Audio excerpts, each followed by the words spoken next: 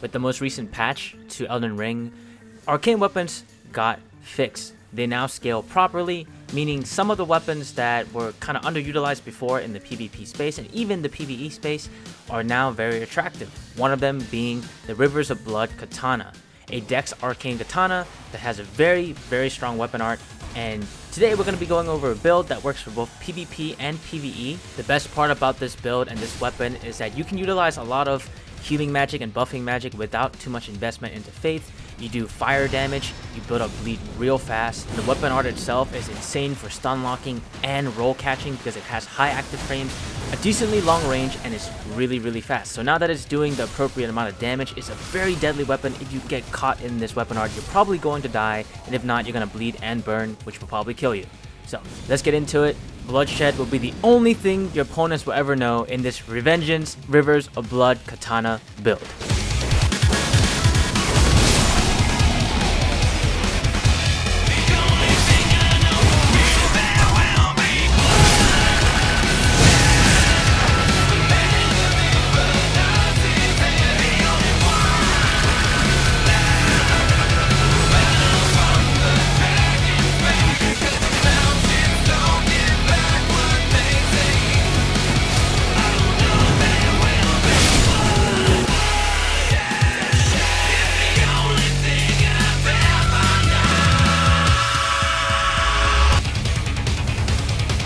First, let's go over the stat allocation and equipment. We're going to be starting off as a samurai and at level 150. Don't worry, I'll provide the level 100 and level 50 stats in the description below.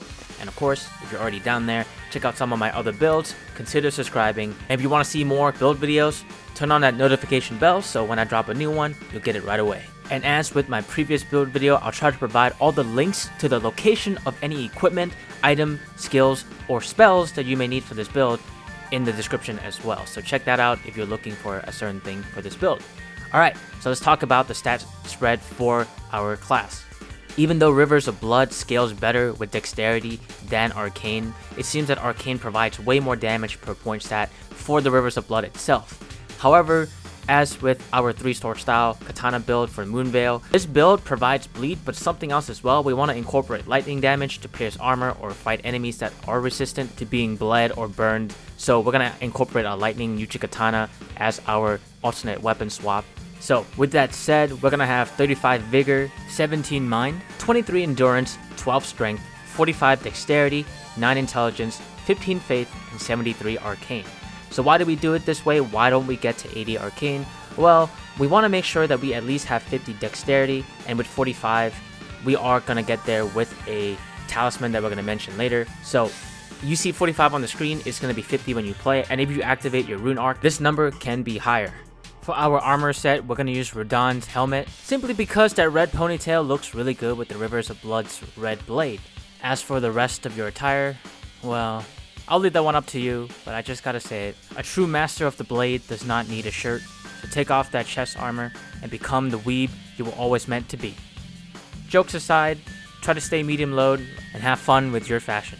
And because the Rivers of Blood is a black and red sword, we all know that if you're using it, you're a total weeb, so you take off your shirt because that's the extra weeb point that you're gonna get, which will do emotional damage to your enemies. And if we're gonna be playing PvP in some aspects, you gotta do emotional damage. That's like the biggest competitive advantage you can get. You're in people's heads, man.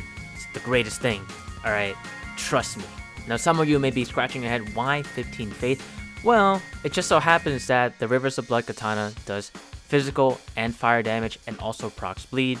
So there's a nice little spell, Incantation, that can actually boost your physical and flame damage. So I guess it'll be a good time to talk about Incantations. The first one, the most important one, being Flame Grant Me Strength. This is the incantation I was talking about that helps boost your Rivers of Blood damage. So definitely really nice to have, and you only need 15 faith to use it. So yeah, that's why we have 15 faith. And by getting to 15 faith, that opens up some doors for us to put in some utility skills such as Beastal Sling and Beastal Vitality. The first one doing a very quick conal attack. This is good for interrupting enemies in PvP or dealing with a crowd in PvE in a very quick manner. And Beastal Vitality, which heals you over time. This is a nice spell It's a very low cost heal over time that also pairs really well with something we're going to be using, which is the seppuku weapon art, which we will go into more detail when we get to the weapon section. Next up is Swarm of Flies. It's a very slow moving projectile, but it tracks really well and it provides a lot of bleed and stagger damage. Very good for PvP and PvE. I don't have the spell yet myself, but I do have a friend who has it and it's amazing. It's such a good spell, would definitely recommend it. Puts pressure on people because it is slow, so you can move around while that swarm is also approaching the enemy. Last one I'm going to mention as a catch-all is going to be Magic Fortification. A ton of enemies in this game do magic damage, and PvP has a lot of sorceries, of course, so it's pretty nice to have, but I would change this out depending on what you need. If you need fire protection, if you need lightning protection, you can use all of the first level fortification spells, which make this build really nice and helps you get in on the enemy. And of course, you get access to all the cleanse spells, like if you were suffering from poison, scarlet rot, things like that. There are spells that help you burn, like Flames Cleanse Me. So if you're going through the Lake of Rot, if you've been there, you know how much suffering it is. Having the ability to cast Incantations can cleanse scarlet rot, trivializes that area, so I really recommend maybe even using it outside of this build for that section of the game. Those are just the core spells, so if you have more memory slots, which you will, add in whatever you want. I do not recommend the dragon spells, but you can if you want to, or if you allocate more mind stats than what I have. With more minds, more FP, you might find more usage out of the dragon incantations, such as the Ice and Rot Breath, or even the Fire Breath, since it gets buffed by Flames Grant Me Strength. Alright, moving onwards to the weapons and weapon arts. Of course, Rivers of Blood, main hand. We like the weapon skill. It's really fast, it catches rolls, it does a lot of damage, and it has high active frames, meaning it's going to be out and active and hitting people for a long period of time. It procs bleed real fast. It's honestly, I think, a little bit too strong. You can't really trade with it easily unless you have really high poise, and even then, it's kind of risky. A nice thing about this weapon art though is that you can delay the second and third cast. So you can do the first cast, which is like a double slash. You wait long enough, you can do another first cast, right? So it's a trick weapon. You can wait for people to roll and then use the follow-up, or just wait long enough and just restart the whole chain. And the fact that it bleeds and burns makes it so it's kind of not attractive for people to trade with you unless they can just like one-shot you right off the bat. On the offhand, we're going to be running a Katana. If you don't have this, run a Nagakiba and equip the seppuku weapon art skill. You're going to stab yourself, do a little bit of minor damage, but it will give you a damage boost on that katana itself, on the offhand katana, and it will make it easier for you to inflict blood loss on your opponents. So yeah, doing Sudoku makes them bleed. This one pairs pretty nicely with a talisman we're going to be using, the Bloodlord's Exaltation. Talk more about this in just a little bit. And of course, since we're using Bestial Vitality, you can go ahead and activate that spell, stab yourself for that 10% damage, and by the time you're going to be fighting an enemy, you're probably going to be already topped up and fully healed again. As for the Katana itself, I would probably make it blood to help you proc that bleed real fast with your Powerstance attacks. But this is one important caveat I gotta mention. If you are using Sudoku, don't feel too bad swapping out the weapon. You will lose on your Katana or Nagakiba, but that's okay. The more important thing is that you have access to your spells, and remember, we only care about that bleed build-up proc from Sudoku weapon art. Speaking of spells and incantations, I would recommend the Dragon Communion Seal just because of its high arcane scaling. You don't even use the passive for this, but then again, most of the spells you have are going to be utility spells or healing spells or some kind of damage boost spells, not anything that requires a damage boost from the seal itself. So any seal really works. This one just has arcane scaling, so that's why I picked it. Bonus points because it does glow red to help you with that gamer color of red-black. It always feels good when your build starts to match color-wise. And lastly, let's talk about our last katana, the main hand weapon swap. I would recommend a Katana with lightning imbued for situations where you might be fighting a blood resistant enemy or a flame resistant enemy. And of course, we're going to equip the Thunderbolt Ash of War in there just because the Rivers of Blood weapon art really does have a short to medium range use. It doesn't have that long range use, and we don't have enough faith to really be casting a ton of spells that go really far. However, the Thunderbolt does cover a long range, and people don't really expect this skill. It has a slightly awkward timing, and it forces people to come into you, otherwise you can just spam it for days. It costs very little, which puts them into the Rivers of Blood range.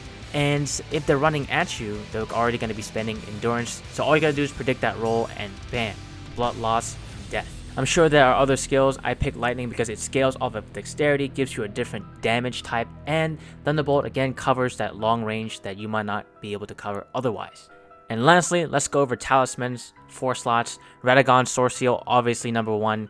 5 points to many different important stats is really good. So yeah, always good to have.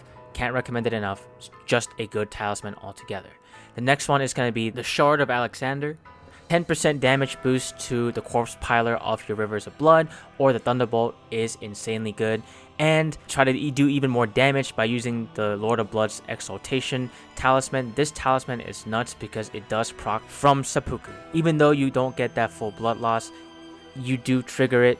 That's a 20% attack boost for 20 seconds, and once you start cutting people up and making them bleed, this will continue on and on and on.